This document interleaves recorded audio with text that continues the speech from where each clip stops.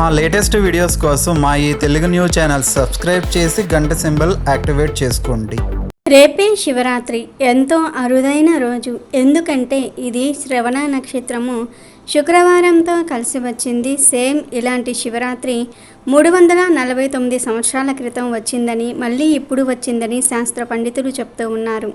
హిందువులు జరుపుకునే పండుగల్లో మహాశివరాత్రి ఎంతో ప్రత్యేకమైంది. ఈ పండుగ ఎంతో పవిత్రమైనది.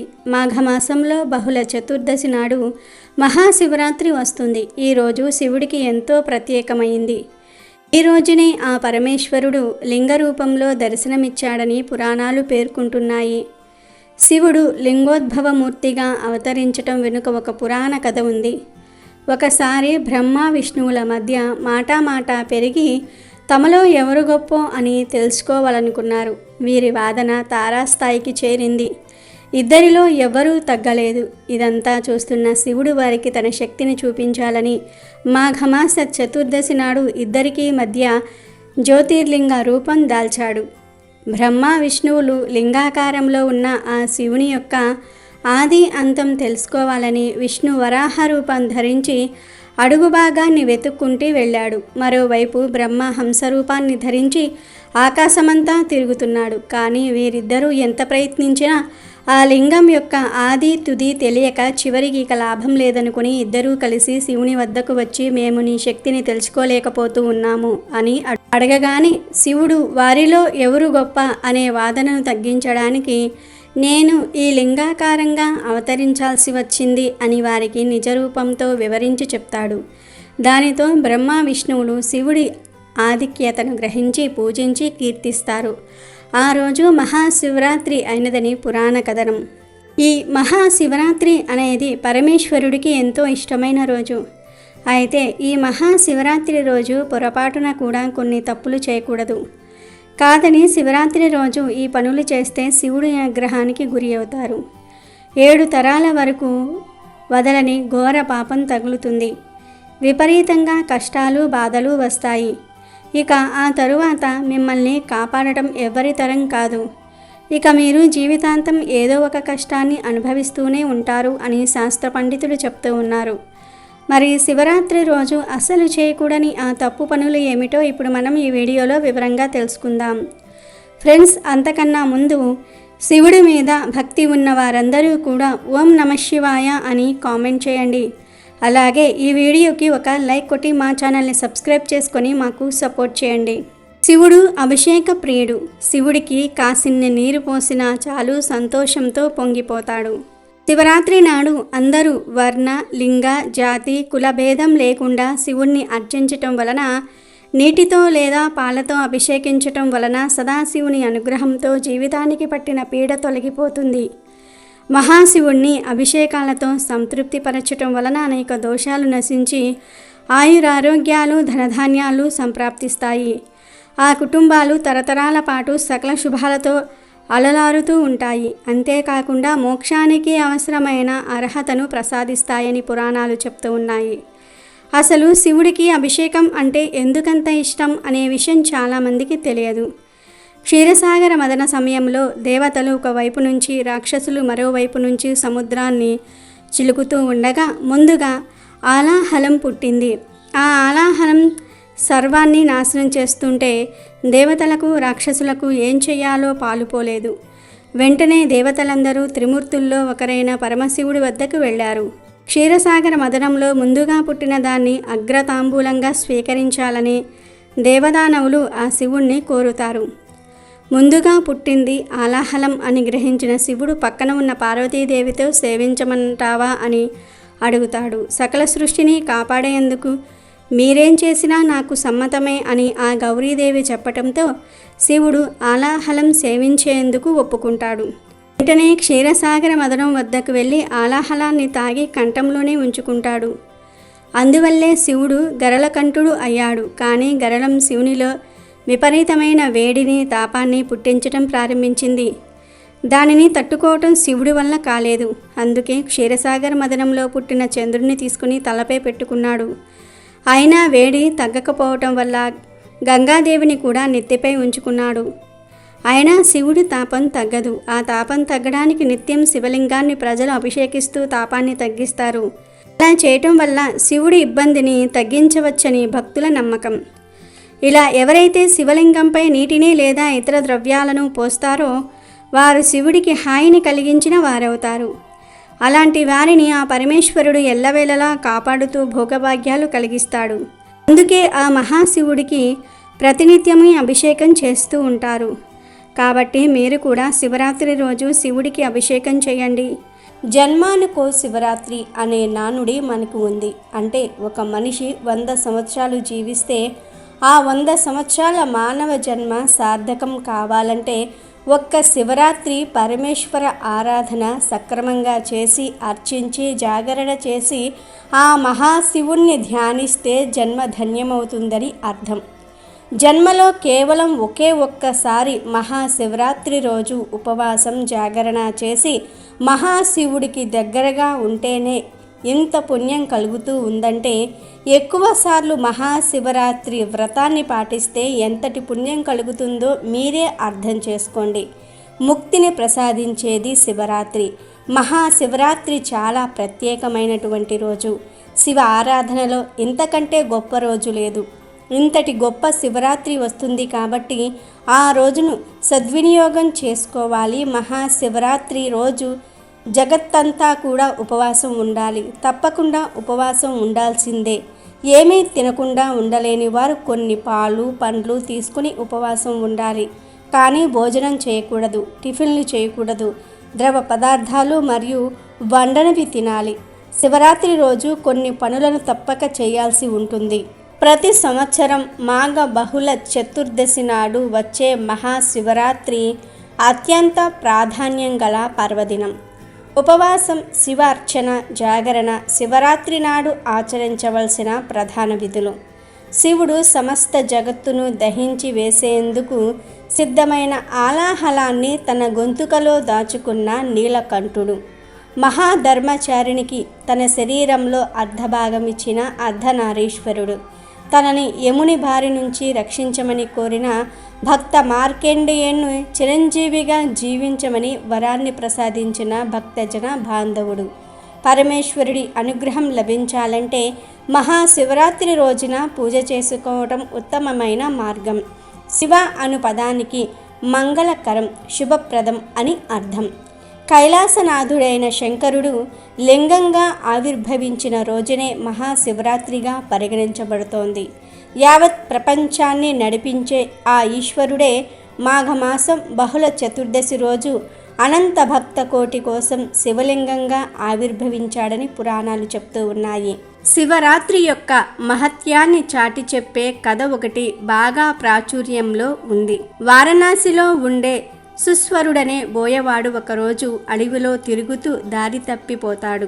చీకటి పడే సమయానికి ఒక బిల్వ వృక్షాన్ని ఆశ్రయంగా చేసుకుని దాని మీద ఎక్కి కూర్చొని ఆకలితో ఆ రోజంతా కూడా నిద్ర లేకుండా జాగారం చేస్తూ తన రాక కోసం ఎదురు చూసే భార్య బిడ్డల్ని తలుచుకుని కన్నీటి పర్యాంతం అవుతూ ఉంటాడు.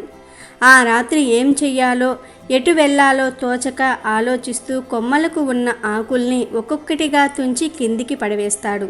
ఆ ఆకులు నేరుగా వెళ్ళి చెట్టు కింద కొలువై ఉన్న శివలింగం మీద పడతాయి. తెల్లవారగానే ఆ బోయవాడు ఇంటికి చేరుకుంటాడు. కాలాంతంలో అతను మరణించి శివ సాయుధ్యం చేరుకున్నాడు. బోయవాడు అడవిలో దారి తప్పిన రోజు మహాశివరాత్రి అవ్వటం, ఆ రాత్రంతా కూడా భోజనం చేయకుండా జాగారం చేయటమే కాకుండా తన కన్నీటితో శివలింగానికి అభిషేకం చేసి బిల్వ పత్రాలతో అర్చించటం వల్ల బోయవాడు శివ సాయుధ్యం చేరుకున్నాడు.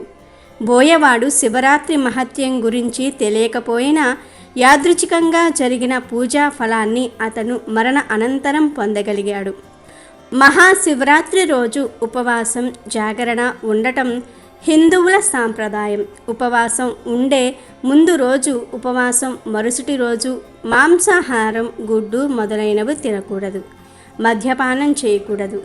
ఎలాగూ ఉపవాసం చేస్తున్నాం కదా, ఉదయం లేస్తే ఆకలి తట్టుకోలేం, కష్టమని ఆలస్యంగా లేస్తారు చాలామంది. అలా చేయకూడదు. ఉపవాసం ఉండే రోజు ఉదయం సూర్యోదయానికి ముందే నిద్రలేచి తలపై నుంచి స్నానం చేసి శివ దర్శనం చేసుకుని శివనామ స్మరణతో ఉపవాసం ఉండాలి. రాత్రి వేళల్లో శివలింగానికి పూజలు చేస్తూ జాగారం చేయాలి. పూజా విధానం మంత్రాలు తెలియకపోయినప్పటికీ కూడా ఉపవాసం, జాగరణం, బిల్వార్చన, అభిషేకం లాంటి వాటిల్లో పాల్గొంటే చాలు శివ అనుగ్రహం లభిస్తుందని వేద పండితులు చెప్తూ ఉన్నారు. ఇలా చేస్తే అనుకున్న కార్యాలు జరుగుతాయి. శివరాత్రి రోజు ఉపవాసం, జాగరణ చేయటం వల్ల సకల సంపదలు చేకూరతాయని వారు సూచిస్తూ ఉన్నారు. శివరాత్రి మొత్తం శివనామంతో ఓం నమఃశివాయ అనే పంచాక్షరి మహామంత్ర జపం, స్మరణతో జాగరణ మీలో నిక్షిప్తమై ఉన్న అనంతమైన శక్తిని జాగృతం చేస్తుంది. శివరాత్రి మరునాడు ఉదయం శివాలయాన్ని దర్శించి ప్రసాదం తీసుకుని ఇంటికి వచ్చి భోజనం చేసి ఉపవాస వ్రతం ముగించుకోవాలి. అందరూ గుర్తుపెట్టుకోవాల్సిన ముఖ్య విషయం, శివరాత్రి నాడు ఉపవాసం, జాగరణ చేసిన వారు తరువాతి రోజు రాత్రి వరకు కూడా నిద్రించకూడదు. అప్పుడే సంపూర్ణ ఫలం దక్కుతుందని పెద్దలు చెప్తూ ఉన్నారు. ఒకసారి శివరాత్రి గురించి పరమశివుణ్ణి పార్వతీదేవి అడిగిన సందర్భంలో శివరాత్రి ఉత్సవం తనకెంతో ఇష్టమని, ఏమీ చేయకుండా ఆ రోజు ఉపవాసం ఉన్నా సరే తానెంతో సంతోషిస్తానని తెలిపాడు. పరమేశ్వరుడు చెప్పిన ప్రకారం పగలంతా నియమనిష్టలతో ఉపవాసం ఉండి రాత్రి 4 జాముల్లోనూ శివలింగానికి అభిషేకం చేయాలి. పంచామృతాలతో తొలుత పాలు, తరువాత పెరుగు, నెయ్యి, తేనెతో అభిషేకం చేస్తే శివుడికి ప్రీతి కలుగుతుంది. మర్నాడు వేద బ్రాహ్మణులకు భోజనం వడ్డించిన తర్వాత భుజించి శివరాత్రి వ్రతం పూర్తి చేసుకోవాలి. దీనిని మించిన వ్రతం మరి ఒకటి లేదని స్వయంగా పరమశివుడు తెలిపాడు. శివరాత్రి రోజు చెయ్యవలసిన 2 ప్రధాన విధులు ఏమిటంటే, ఒకటి ఉపవాసం, ఇంకొకటి జాగరణ. జాగరణ అంటే మేల్కొని ఉండటం, కళ్ళు తెరిచి ఉండటం. మేల్కోవటం కాదు, అంటే ఆ రోజు రాత్రి నిద్రపోకుండా సినిమాలు చూడటం. చూస్తే అది నిజమైన జాగరణ అవ్వదు. అంతకన్నా మీరు జాగరణ చెయ్యకపోవటమే మంచిది. ఇలా రాత్రి సినిమాలు చూసి జాగరణ అయిపోయింది, పుణ్యం వస్తుంది అనుకుంటే అదంతా కూడా మీ భ్రమే. జాగరణ అంటే శివాలయ సన్నిధిలో ఉండాలి. ఏదైనా మంత్రజపం చేస్తూ ఉండాలి, భజనలు చేస్తూ ఉండాలి, లేదా ఏదైనా దైవ సంబంధిత ప్రవచనం వినాలి. ఏదైనా సరే ఆ పరమశివుడికి సమీపంలో ధ్యానంతో, శివమంత్రంతో, శివ దర్శనంతో ఈ రాత్రంతా కూడా గడపాలి. ఆ మహాశివుని కథలు వినటం చేయాలి. ఇలా రాత్రంతా గడిపి ఉదయమే లేచి మళ్ళీ శివుడికి అభిషేకం చేసుకొని అప్పుడు ఎవరికైనా సరే భోజనం పెట్టుకోవాలి. లేదా ఒక సద్బ్రాహ్మణుని ఇంటికి పిలుచుకుని అతనికి భోజనం పెట్టి దక్షిణ తాంబూలాలు ఇచ్చి అప్పుడు శివుడికి నివేదన చేసిన ప్రసాదాన్ని స్వీకరిస్తే అది మహాశివరాత్రి అవుతుంది. మహాశివరాత్రి రోజు శివ కళ్యాణ మహోత్సవాన్ని చూసిన భక్తుల సమస్త పాపాలు హరించుకుపోతాయి. కాబట్టి మహాశివరాత్రి రోజు ఈ విధంగా ఉపవాసం, జాగరణ చేయండి. ఈ విషయాలు ప్రతి ఒక్కరూ కూడా గుర్తుపెట్టుకోవాలి. తెలియక పొరపాట్లు చేస్తే ఉపవాసం, జాగరణ చేసిన ఫలితం పోతుంది. ఈ మహాశివరాత్రి రోజు గర్భిణీ స్త్రీలు, చిన్నపిల్లలు, వయసు పైబడిన వారు ఉపవాసం ఉండకపోయినా తప్పేమీ లేదు.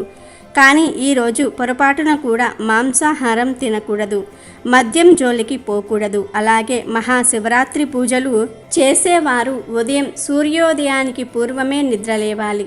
సంధ్యా సమయంలో అస్సలు నిద్రించకూడదు. భార్యాభర్తలు సంగమించకూడదు. అంతేకాదు మహాశివరాత్రి రోజు ఎవ్వరితో గొడవలు పడకూడదు. ఇంట్లో భార్యాభర్తలు కూడా వాదనలు ఆడుకోకూడదు. పిల్లలను తిట్టకూడదు. అలాగే మహాశివరాత్రి రోజు ఏ ఇతర జీవిని హింసించకూడదు. ముఖ్యంగా గోవులను కొట్టకూడదు. మహాశివరాత్రి నాడు ప్రశాంతంగా ఉండాలి. శివనామ స్మరణ చేసుకుంటూ ఉండాలి. అదేవిధంగా మహాశివరాత్రి రోజు స్నానం చేసిన తర్వాత మీ జుట్టును, లేదా ఆడవారైతే జడను అలాగే వేసుకోవాలి. దువ్వెన మీ జుట్టులో పెట్టుకోకూడదు. అదేవిధంగా మహాశివరాత్రి రోజు స్నానం చేసేవాళ్ళు సబ్బుతో కానీ ఇతర కెమికల్స్తో కానీ స్నానం చేయకూడదు. ఆ రోజు చిటికెడు పసుపును ముఖానికి రాసుకుని స్నానం చేయాలి. ఆడవారైతే చిటికెడు పసుపును ముఖానికి రాసుకుని స్నానం చేయాలి.